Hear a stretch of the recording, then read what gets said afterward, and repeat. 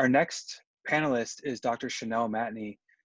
Chanel holds a doctorate in neuroscience from Johns Hopkins School of Medicine, where she also co-founded the Johns Hopkins Science Policy Group. And since then, she's held a really true variety of science policy positions.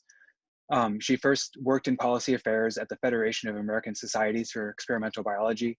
She's interned at Research America, completed a fellowship at the Potomac Institute for Policy Studies, was a California Council on Sciences and Technologies Fellow, and now serves as a full-time legislative policy consultant for transportation issues in the California State Assembly.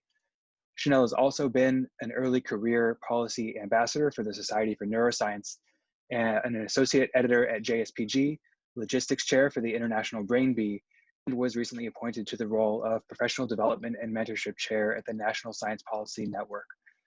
So looking forward to hearing what you've got to say. Thank you for the great introduction, Ben. Hey everyone, I really wish that I could see you. It's really so fun to look out into the audience and have all of these smiling, expectant faces that are just like so jazzed about science policy and advocacy.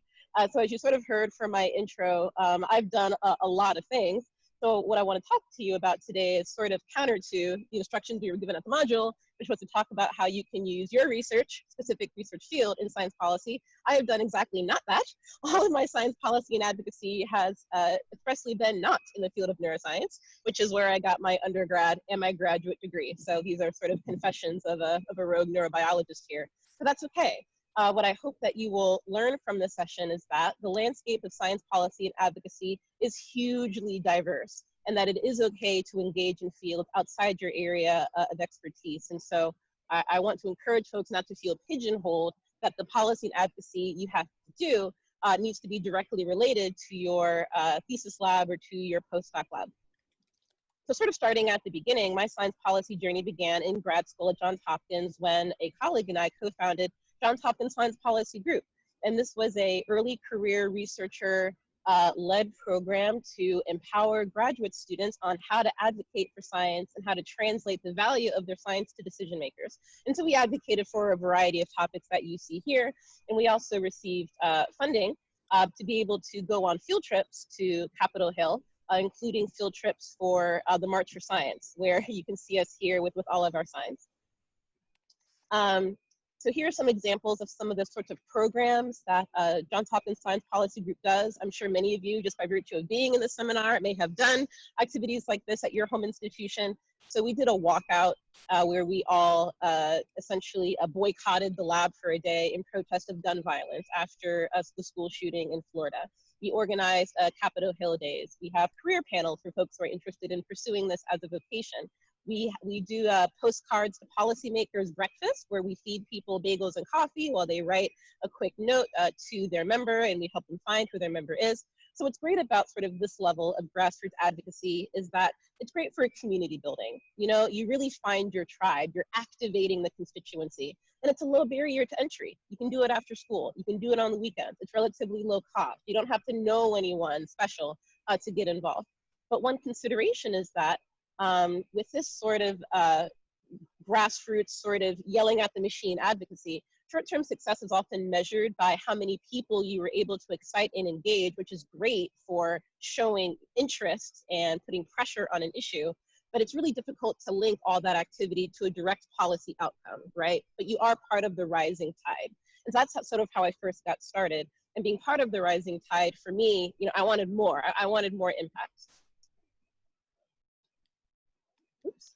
Okay, so here, sort of at the next level, instead of doing sort of very community-based advocacy at Research America, which is the United States' largest coalition that supports federal research funding for biomedical science, this is a national alliance. And so here, you have a much bigger platform. You have the opportunities to go into the halls of Congress and have meetings with your policymakers. And so here I was in the communication shop, and I was putting together essentially condensed advocacy materials that were to the point and very punchy. So here's an example of one, again, that has nothing to do with neuroscience, but we had some clients that wanted to advocate for nurses to receive more opportunities for funding to do healthcare related research. So registered nurses are the largest segment of the healthcare workforce, but they have very few opportunities to lead healthcare research in the clinic. However, it's found that when you do so, there's a tremendous cost savings and patient outcomes are tremendously improved. And so I ended up creating a little one-page fact sheet for members of Nurses Coalition for America, or however they were called, to be able to go and present this argument to Congress. And so what was really nice about this was that you're putting resources in the hands of people who are going to go have that face-to-face meeting. So that's another way that you can sort of leverage your science for advocacy. Another aspect of this, where even though I wasn't a nurse specialist per se, the process of doing this at Research America involved people often Googling information. Sometimes staff wasn't always super familiar with how to access things like PubMed or how to easily digest research articles. And so just by the virtue of having a research background, you can bring that know-how to your workspace just to streamline your ability to make materials like these faster and easier and more efficiently.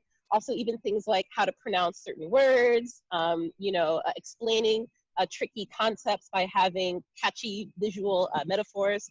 Some of you, I'm very active on Twitter, and this is actually the first opportunity where I learned how to use Twitter, diagnostics to figure out that having an image or a GIF would give you, greater engagement. So Research America is really good at accessing, the public imagination in that way. So here, the assets of an experience like this is that you're part of an effort to unify and distribute a message to a really large audience. It's a coalition-pushed message.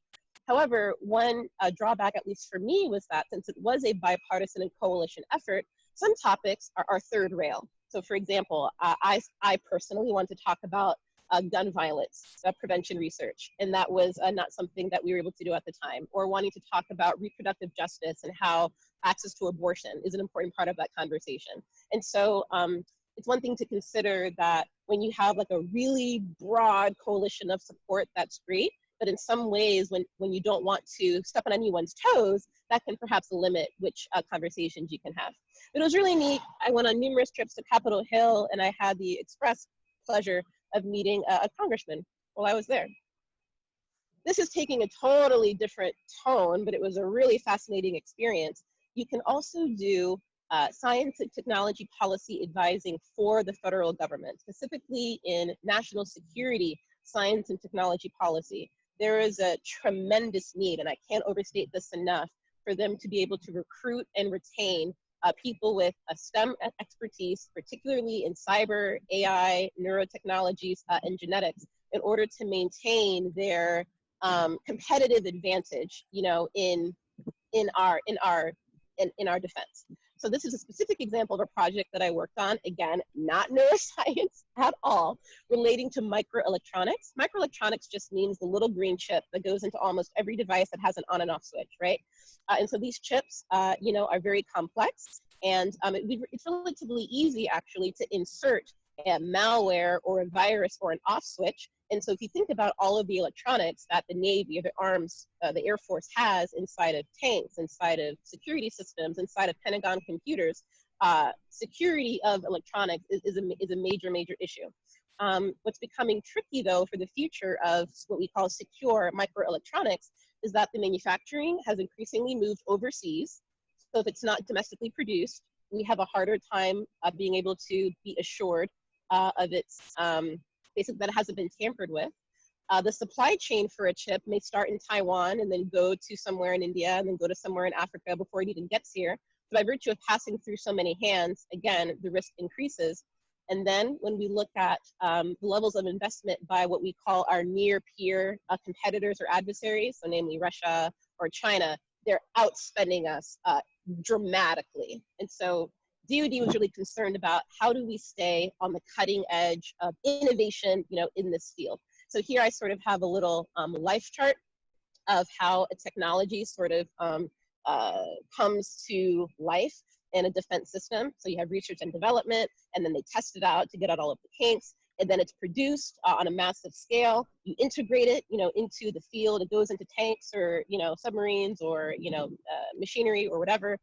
Then you have to maintain, all of that equipment while it's in the field, and it's undergoing all sorts of, really diverse conditions.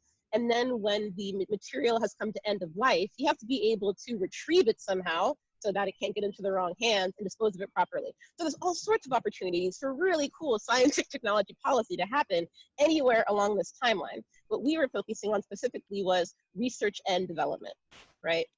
And so this is an infographic from a like 100-page, like a massive white paper, not really a white paper because it was so long, but a research paper we did on this issue, advising Department of Defense on how basically to create a public-private partnership innovation ecosystem that could leverage investments from the private sector, let's say venture capital, where they have a high tolerance for risk and a lot of money to invest, say, in like a really nifty sort of state-of-the-art technology solution that the government perhaps doesn't want to invest in themselves.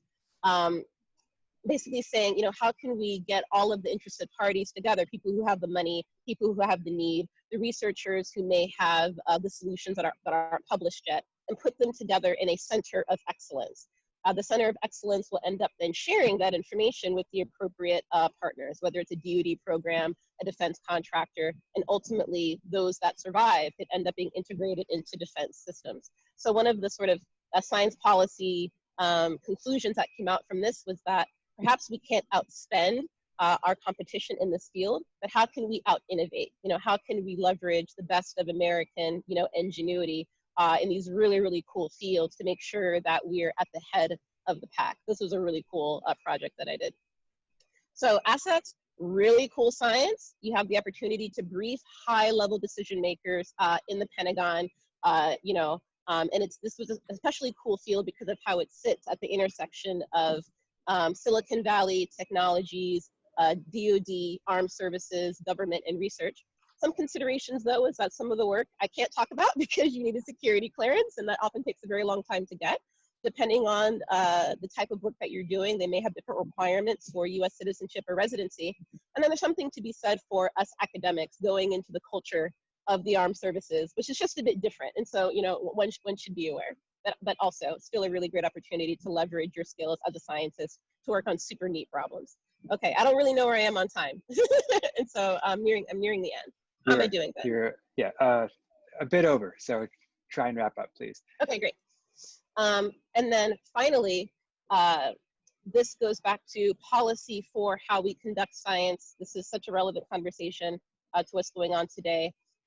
Racial equity in STEM. And so these are just the facts, right? Black students remain underrepresented in STEM. They're less likely to do well if they are in a STEM program. The wealth gap remains as bad today as it was in the 1960s.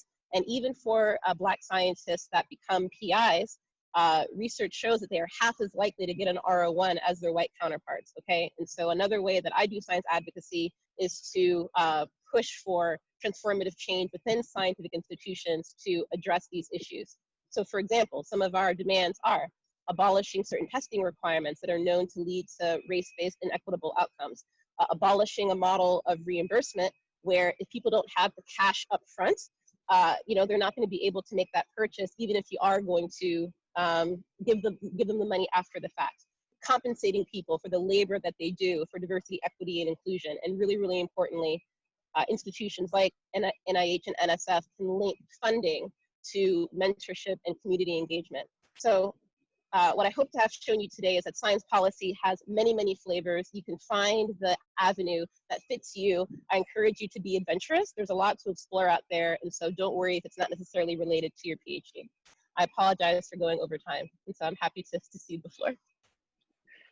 Thanks, Chanel. That was great, and I could hear you talk about all that for the entire hour and a half, but hopefully we can get some more of it in the question and answer.